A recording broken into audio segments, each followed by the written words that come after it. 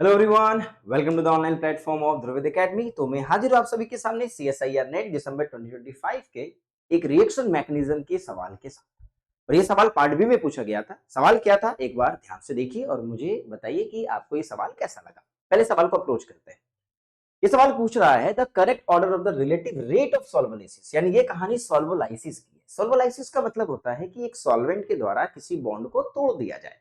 जैसे वाटर अगर किसी बॉन्ड को तोड़ता है तो हाइड्रोलिसिस, अल्कोहल तोड़ता है तो अल्कोहलोलाइसिस, अमीनोलाइसिस, ये वर्ड यूज किया जाता है। तो सॉल्वेंट नॉर्मल बोला गया, सॉल्वोलाइसिस की रेट के बारे में पूछा जा रहा है कि कितना आसानी से हमारे बॉन्ड को सॉल्वेंट तोड़ सकता है। और ये स्पेशली आपको एक्वस इथेनॉल सॉल्वेंट बोला है, टेम्परेचर 25 डिग्री सेल्सियस दिया हुआ है। तो बताइए बच्चों, यहाँ जो बॉन्ड टूटने वाला है वो सीबीआर बॉन्ड ही टूट सकता है, बिकॉज यही बॉन्ड पोलराइज्ड है और इसको तोड़ना हमारे लिए इंपॉर्टेंट है। तो इसका मतलब पहले वाले बॉन्ड को तोड़ने से आपको तुरंत सोचना पड़ेगा ये जवाब कैसे दिया जाए, स्पीड किसकी ज्यादा होगी। स्पीड का मतलब हुआ अगर बॉन्ड को तोड़ेंगे तो हमारे पास एक कटाइन का इंटरमीडिएट फॉर्म होगा। तो ये कहानी इंटरमीडिएट कटाइन के बारे में भी है और स्पीड के बारे में भी है।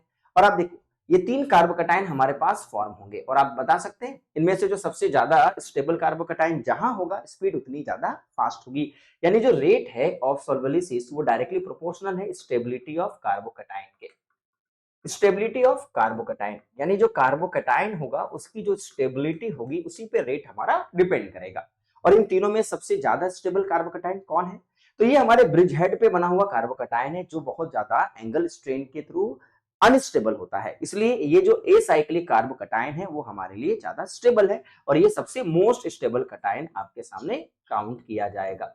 इसका मतलब सबसे ज्यादा फास्ट स्पीड सी की होगी बच्चों, है ना।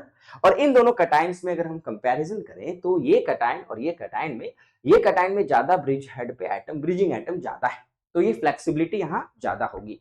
यहाँ ब्रिजिंग एटम के नंबर कम है, ज्यादा नंबर ऑफ ब्रिजिंग एटम उतनी फ्लेक्सिबिलिटी, उतना एंगल स्ट्रेन कम और स्टेबिलिटी उतनी ज्यादा। इसलिए जो हमारा ए आंसर होगा वो उसके बाद ज्यादा स्टेबल होगा और सबसे कम स्टेबल है बी, इसलिए इसकी स्पीड सबसे कम है।